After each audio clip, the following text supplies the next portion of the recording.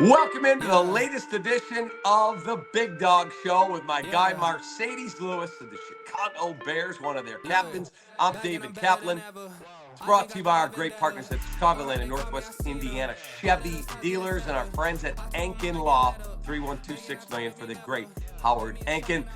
Big Dog, tough loss last week, so I'm riding back from Jamaica. I'm on a plane. I'm streaming the game, and when the Bears score and we take the lead with 31 seconds left, I literally yelled, F yeah, just like that. And people all around me, did the Bears score? Yes, they did. And then when I saw the ball tipped up and Noah Brown caught it, I yelled something similar and people were like, no way. I'm like, unfortunately, yes way. So it's been an insane week. Take us inside from your perspective as a team captain. How have you processed everything, good and bad? Well, just like you, when we scored there towards the end to go up, I think everything inside of me, it was like an outer body experience, right? Like we didn't really have too much luck there in the first 3.5 quarters. Tough sledding. Their crowd came out, had the juice for them. Obviously, they're riding high. I think they're 5-2 at that time, doing their thing. They had a young quarterback that's moving the ball. Our defense doing their thing, keeping them out of the end zone. And it was just one of those games. It felt like a movie almost. And you're just waiting for your moment, waiting for a spark, and didn't know where it was going to come from.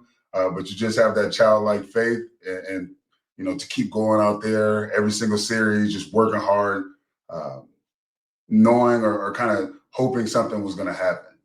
And, after Swift broke that run, it was like, okay, here we go. We got some life. Got the ball back, marched down the field, was able to score, took the lead. And then obviously going back into the final play, it was just like a gut punch, right? And it's one of those situations, not the first time. Well, it's the first time that something like that, like I've been on the losing end of something like that, but it's not the first time that I've been through adversity. And it's not going to be the last time us as a team go through adversity. You just hope to go out there and learn from what happened last week and hope that it makes you stronger going forward. And I think, this week it was one of those things where it's like the elephant in the room where you didn't play your best, but you fought hard towards the end and you had a chance to win that game. But you just never know which play it's going to be, right? And you kind of want to keep things in perspective, understanding how good we really are and how good we really can be if we just lock in. And you just focus on the positive, like it's obviously you can point to the negative things, right? Or you can point to the things that could have been a reason why we lost the game, but you just want to stay positive and understand that we got a big game on the road, damn near 3,000 miles away in Arizona now, that we have to go out there and shift our focus to Arizona and get this W, because that's what matters now, right? Is the next game. That's the most important game. And so I would say, because of the leadership we have on this team, focusing in and getting ready for Arizona wasn't necessarily an issue. I mean, as I've told you before, the leadership is top notch. And again, we're looking forward to the challenge, man. It's that 24-hour rule. I would say the 24-hour rule after that Washington game was maybe 36 hours. Yeah. We're focused on the next one. Yeah, Bill Belichick would say, we're on to Cincinnati and we're on to Arizona, right? Yeah. All right, let's bring in your guest. He's your teammate.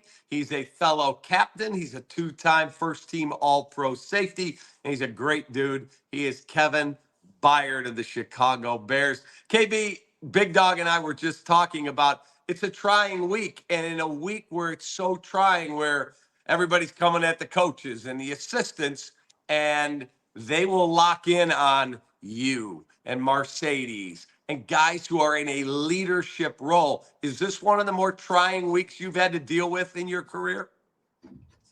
Well, first and foremost, thanks for having me. And I was just listening backstage a little bit. Two things. First, You was on a flight from Jamaica, so I know that was a pretty good trip. Obviously, going to It was Jamaica in awesome. late October had to be pretty good, getting some really good weather. But no, I was listening to Big Dog and what he was saying, and everything he said was exactly 100% true. And I said it on my podcast as well. It was a 36-hour flush for sure, leaving this game. Never been a part of ending just like that, where on the last play of the game, you lose in that fashion, especially, which made it so tough because as a defense, we felt like we were playing pretty well the entire game. Gave Playing us some damn well. yards. Yeah, gave us some yards, but keeping them out of the end zone and for them to score in the last play to win the game was definitely heartbreaking. Um, but I think just as far as leaders, as captains, I think we just did a really good job of understanding what the situation was, kind of understanding and getting a good feel for the locker room, and kind of handling it in that way to where as though once we got to Wednesday, we really felt like everything was just past us. We're moving forward. And the preparation going to this week in Arizona has been just as good as it's been every single other week that it's been this year. We understand what type of team we have, the talent we have.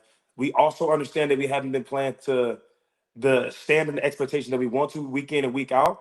So that's literally been the focus. It hasn't been a focus on anything else. I think I was obviously outside of the locker room. It's been a ton of noise, and we recognize that when you're winning and you're a team as popular as we are as the Bears, you're going to deal with a lot of outside noise. But I think we've done a great job of just not necessarily ignoring it, but just kind of making sure that we're kind of sheltered from it and just understand that if guys are listening to noise, we're as leaders making sure that we're keeping guys focused on the right thing. So um, the early in the week was trying a little bit, but like you said, as we kind of got past the 36 hours, it was really business as usual. Yeah, man. I really feel like, and I'll just say this: a year ago, they're not talking about the Bears like this, right? So the fact that they're talking about us and the fact that everybody else has all these expectations of us, they understand where we are too as a team, right? And it kind of puts things in perspective as far as knowing what we're capable of, right? We're still searching for that perfect game. And I'm talking about, yeah, we've had games where we've scored a lot of points on teams and, it's been pretty complimentary, but it's still not up to our standard, right? And so I think that's the beauty of it. Like things that we do out there, practice, and how we challenge each other, and the way we lead, and the way we practice and do things and carry ourselves around that building, there's a high expectation, right? And there's some personal accountability between guys on the team because we don't want to let each other down. And Right. so if you just look at our three defeats this year, we had a shot in all of those games. Okay.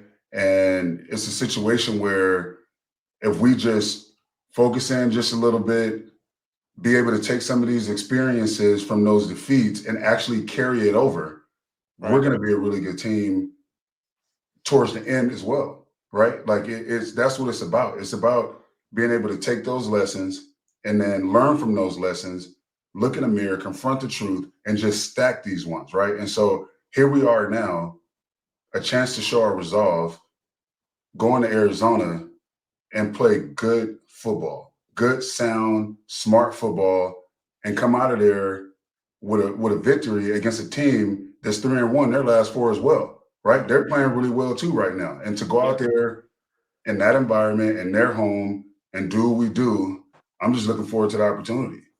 Absolutely. KB, in terms of the role you and Marcedes play, Cole Kmet, DJ Moore, Caleb Williams, how much does Coach Eberflus lean on you guys as the leaders of the room? I mean, you and Big Dog have got what, a combined, I don't know how many, 30 years of NFL experience. How much does he lean on you to say, okay, guys, tell me where I need to be better or what you would do here, or he doesn't engage on that level? I would say, in my experience, obviously Big Dog has more experience. I feel like I've been in the league for a while. Big Dog has doubled the amount of years I've been in the league, so I had to throw that joke in there.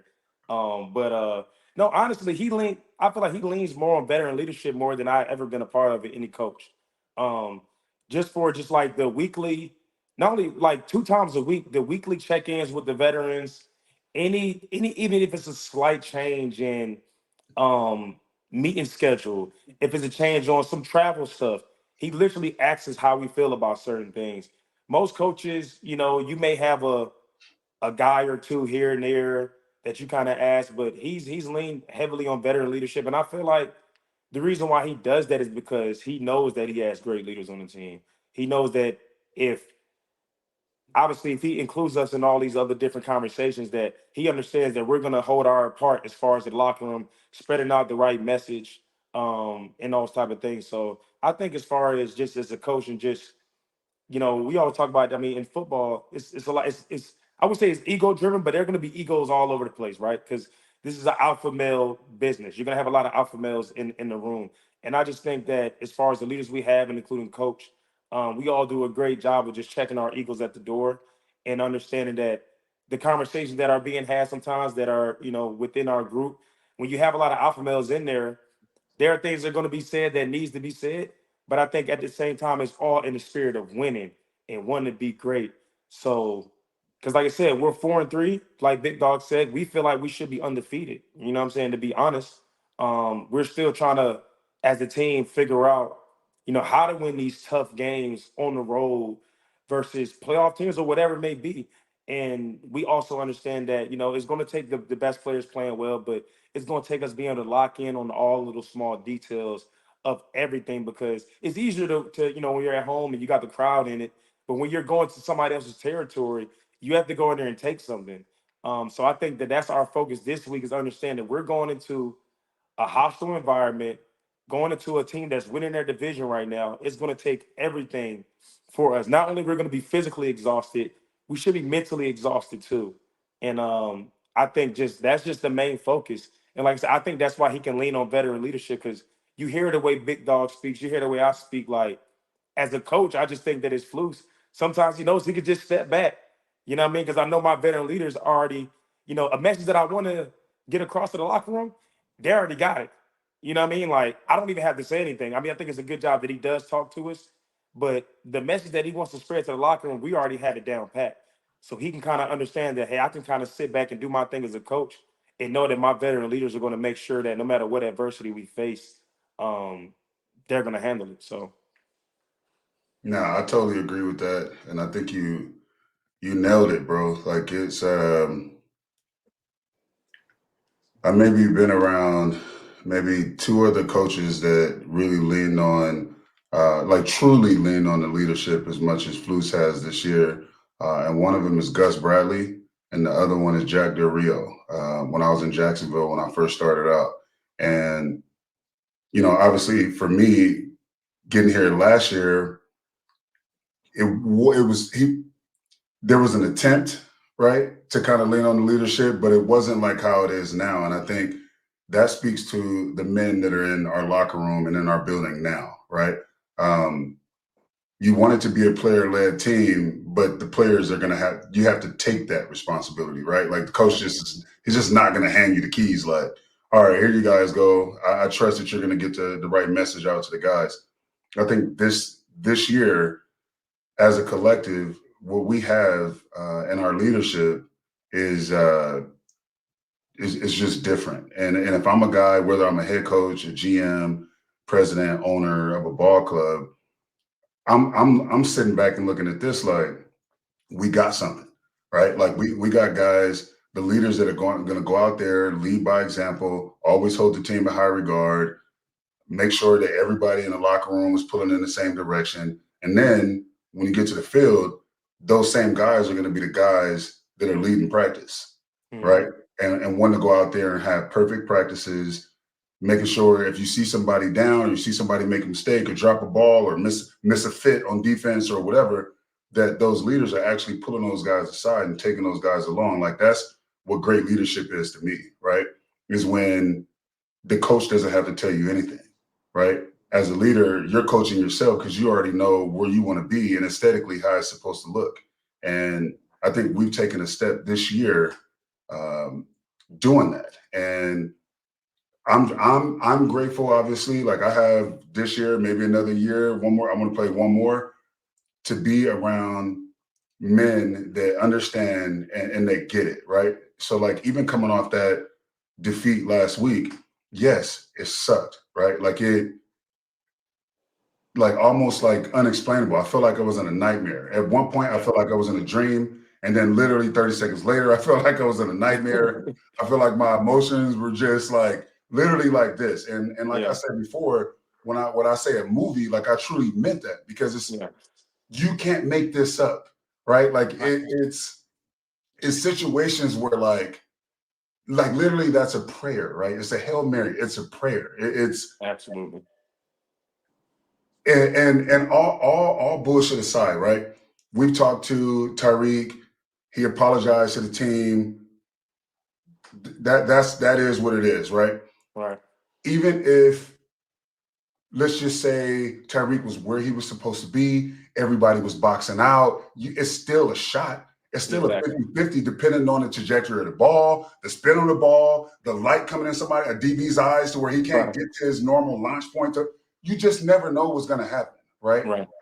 Obviously, we want to do things the right way. Everybody, we want to be in the right spot. It is what it is, right? So being able to move on from that, kind of like take that information, right? Come into this week, I feel like we've had a great week of practice, almost one of the best week of practice, like you said at the beginning of the cast, that we've had. And so, like, I'm truly confident that we're going to go out there in Arizona. We're going to be confident. Everybody's going to be sound, and we're going to take care of business. So I'm, like I told you before, Cap, I'm just looking forward to the opportunity, bro.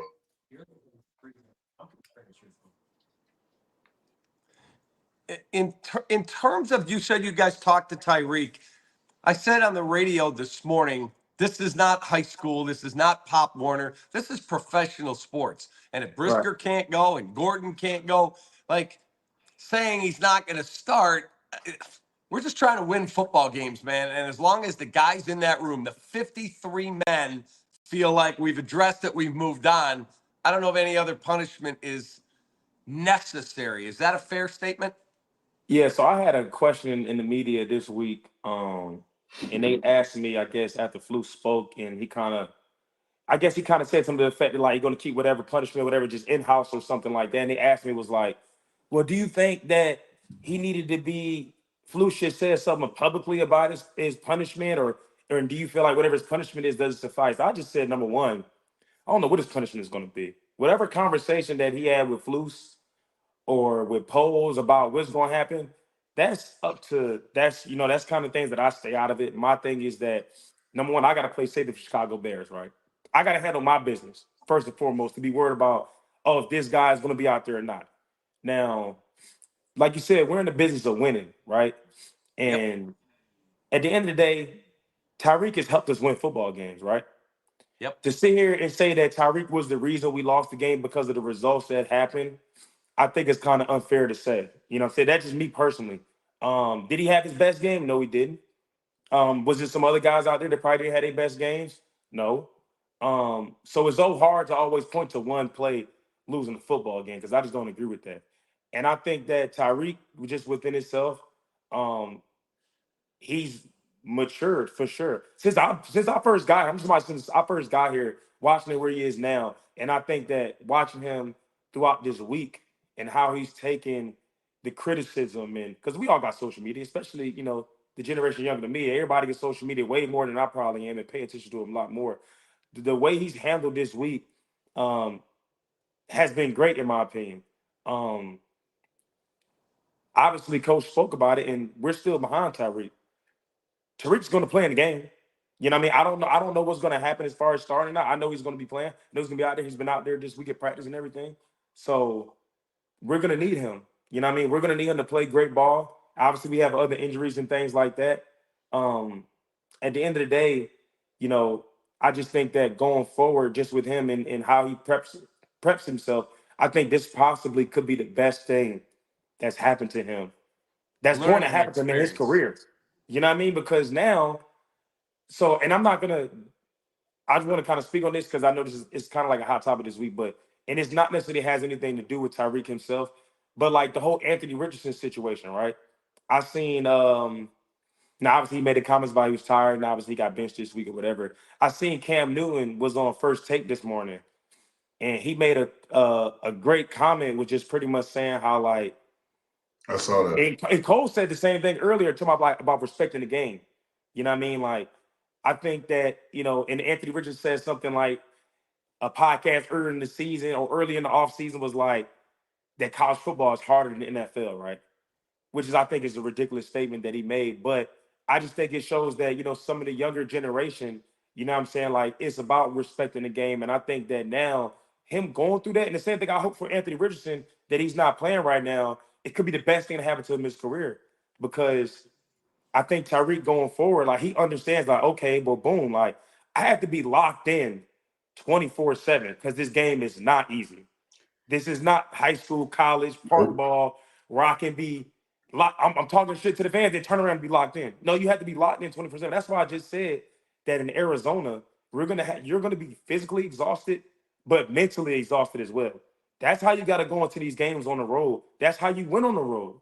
That's how you win against these playoff teams. You can't just think, oh, we just gotta just play hard. No, you have to be locked in on details all the time because you don't know when that play is gonna be the play that you need to make, or even if it's something simple as boxing a guy out, you know what I mean? Or getting to your right landmark on a route or on the block, or as a running back, getting on the right landmark to be able to cut back or something like that. Like you just never know when that play is going to be that. So I just think the way Tyreek has handled it, just for himself personally, this could be the best thing that happens to him because at least now he has this experience to know that, boom, I can't not just be locked in, 50 plays of the game. I have to be locked in every single play because now at least he has in his memory bank that, hey, that last play of the game last week, I wasn't locked in. Now I need to be locked in on every single play, and maybe the results would be different. Yeah, man. I think not just as a football player, but as a person. I think that just in his normal life, like I think this, unfortunately, it was what it was, but this is going to help him as a person. And like his process in which he operates is going to be totally different. And as you were saying before, this game that we play is unforgiving. If you don't respect it, you're going to get disrespected. You either expose people or you get exposed. And it's as simple as that. And just like you said, it can be the smallest details, the smallest things that you see on film might pop up that you don't even know, but your muscle memory and like because you've seen it, you just put yourself in that position to do those things. People ask me all the time, KB, like, Sadie's, how do you keep doing this? How are you playing for so long? So on and so forth. And like, obviously at the beginning of my career, towards the middle of my career, it was just like, oh yeah, obviously everybody's big, strong, fast, all of that. But like, I would say towards like year 6 and 7, like I vividly remember a shift in my mind that like games were super slow to me. Right. And my film study increased. My natural ability to download movement patterns increased. Like literally at practice and how I practiced was exactly what the game was like. Even if certain weeks weren't hard for me in practice physically, mentally I was locked in on a different level. So by the time I got to the game, I've already seen that hundreds of times. Mm-hmm. My body is just reacting to what I've already seen. Right. I go to the line of scrimmage. I already make peace with the worst case scenario, right? Depending on what play is going to happen, what's the worst thing that could happen to me, right? Now, once I take that out, good luck to whoever's in front of me, right? Because now I'm already ahead of you. And it's really looking like the Matrix out there. And I think like this is going to be one of those moments for Tyreek that he's going to be able to just learn from, and he's going to increase and get at least 10% better from what he did last week. And I'm pulling for him. Obviously, we're behind him. We're a team, bro, and this is how we came into the team. Regardless if we lose a game or we win a game, we do it together, right? And regardless if we win or lose, guess what? We still got to coach the same shit anyway. Exactly. So we might as well just roll. This is who we got, right? 100%. So KB, I know you've got you got some treatments you're going to get done. Marcedes, Yeah. you guys are going to get on a plane tomorrow. Do you feel like, hey, man, the world may be against us right now, but I feel like we are in a good place rolling into Glendale, Arizona? 100%. Like I said, man, I don't think. Well, I'm not gonna say I don't think. I know for a fact that the way our prep was this week, there was no hangover from this last week's game as far as our prep during the week. This is not gonna guarantee us winning the game. You know what I mean? Like we still have to go out there and win a tough game in the desert versus a really good team. But I would just say, just based upon even the practice we had today was really great. You know what I mean? Like I think our prep has been really well. Uh, I feel really good about this game. I feel really good about our game plan. I think that we're gonna go out there and we're gonna put it together. And I think that the beauty of the challenge, like Big Dog said, is that we haven't put it all the way together. Carolina's probably the closest that we probably played well as a team, but we want to be able to do it against top tier opponents. You know what I mean? Not saying that Carolina is an NFL team, but we want to go up against a team like Arizona and go out there and show our best stuff. Because like I said, at the end of the day, man, when you're winning ball games this late in the year, every game becomes the bigger game. You know what I mean? So when we're talking about trying to be in this hunt, trying to position ourselves to get, back into this division race, get ourselves back into this playoff hunt, we have to win. We have to win these games, and I think that's just the challenge that we feel.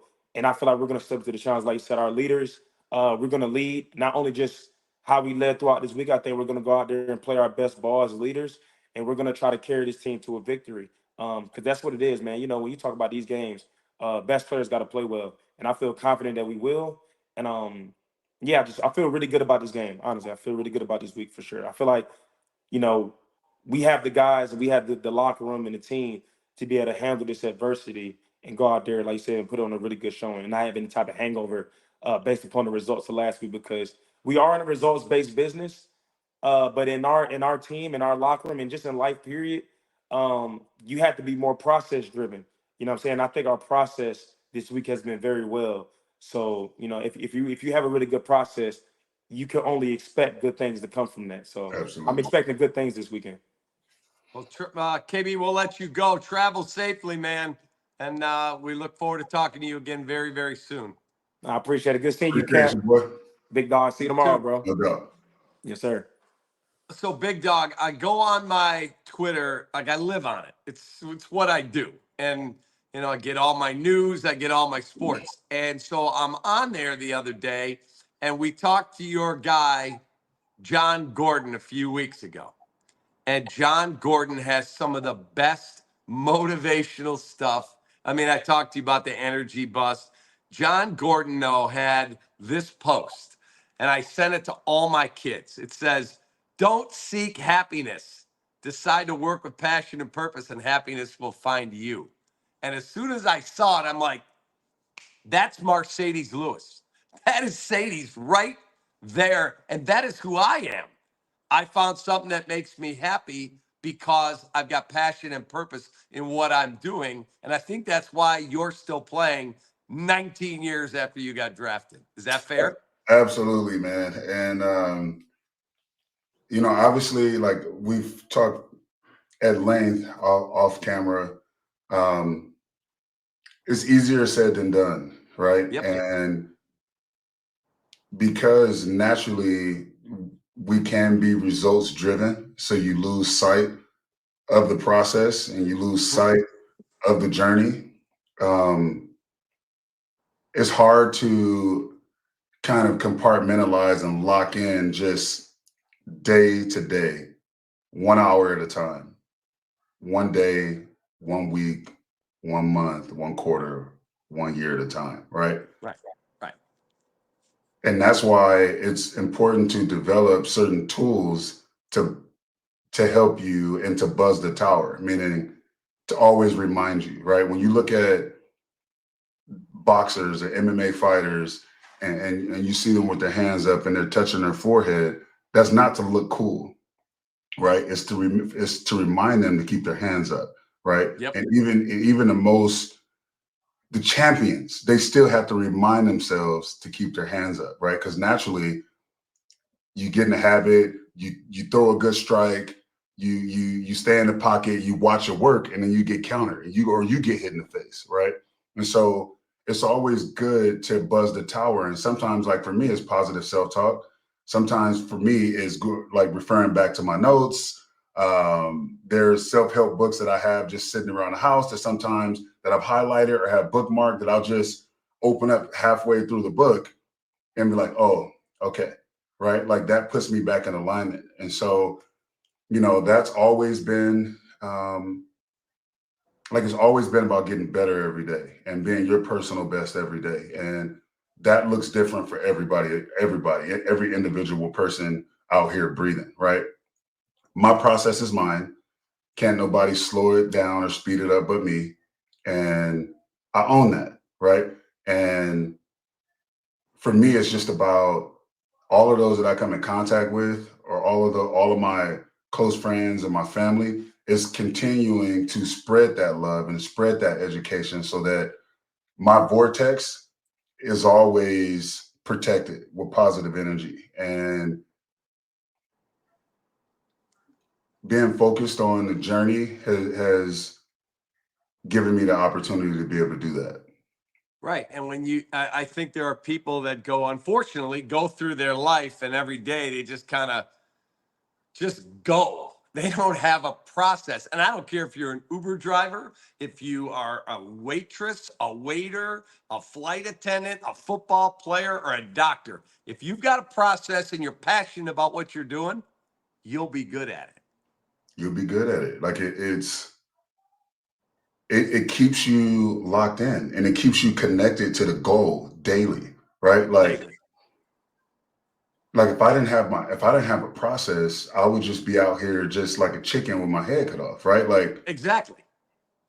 I mean, and so when you think about it in those terms, you can kind of visualize what success could look like had you just had a process, or if you do have a process, you stick to the process, good, bad, or indifferent, stick to your order of operation of success and what that looks like for you at the end of every day. And obviously I'm grateful that I was able to learn it early on, and I've only sharpened it.